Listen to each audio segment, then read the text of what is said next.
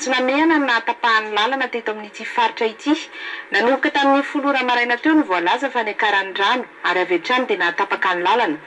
Nihintsika teny Anosy Avaratra ireo mponina hiazo an'Ankady kely ary tahaka izany ihany koa nanjo ireo avy aty Ankady kely saika hamonjy any Anosy Avaratra. Amin'ireo tsy maintsy nandeha dia niampitana ihany aloha ity rano ary tamin'ny alalan'ny tady no nanaovana izany.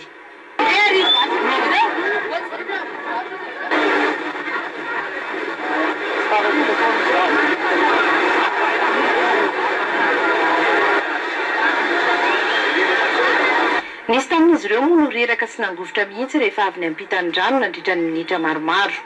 Nisy ireo fiara no niezaka ny ampitany rano ihany koa tahaka ity fiara lehibe iray ity izay tafita Soamantsara. Fiara roa kosa nefa ny lasan'ny rano teto ka fiara tsy mataho-dalana ny iray ary ity fiara mpitatitra ity ny iray. Soa ihany fa tsy nisy ny ainana fohy.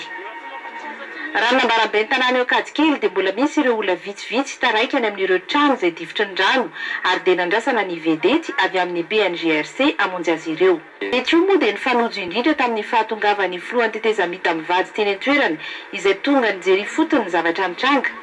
Nandritra izany moa no nanambarany ireo fepetra rehetra izay resy fitondram-panjakana manoloana ity vona ity.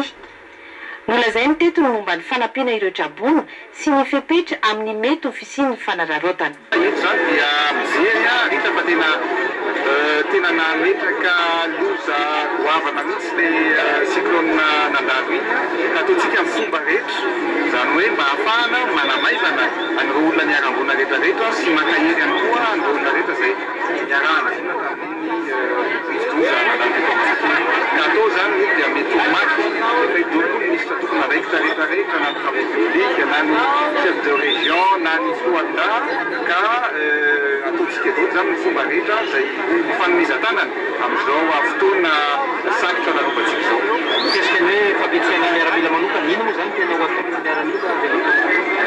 Betsaka ny fanomezan-tanana atao betsaka zao ny herinaratra matsy any alekaleka sy ny maro hafa isan-karazany dia ny tafika zany manana fitaovana sy manana ihany koa ny fahaiza-manao amin'izay dia manampy betsaka antsika izy ireo zany hoe fotoana mihitsy zao ny fanomezan-tanana ny olona rehetrarehetra tokony hifampitanana ary amin'ny fotoana sarotra zao ho tokony hifamonjena.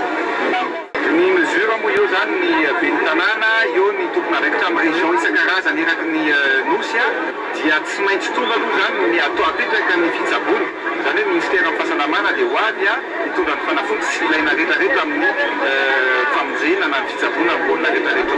Eo ihany koa ny produit izay hoentina nadiovana ny rano mba isin'ny rano fisotro madio dia eo ny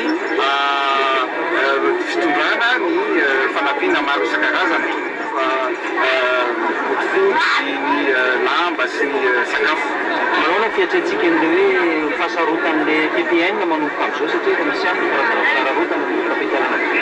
Izay indrindra nefa nahazahoantsika nefa naka fimpitoana mirotsika mba tsy isin'izay hoe olan'izay satria efa hitanareo nefa nanafatra vany tonne ny fitondram-panjakana hoentina mihitsy hiatrehana an'izao cyclone izao.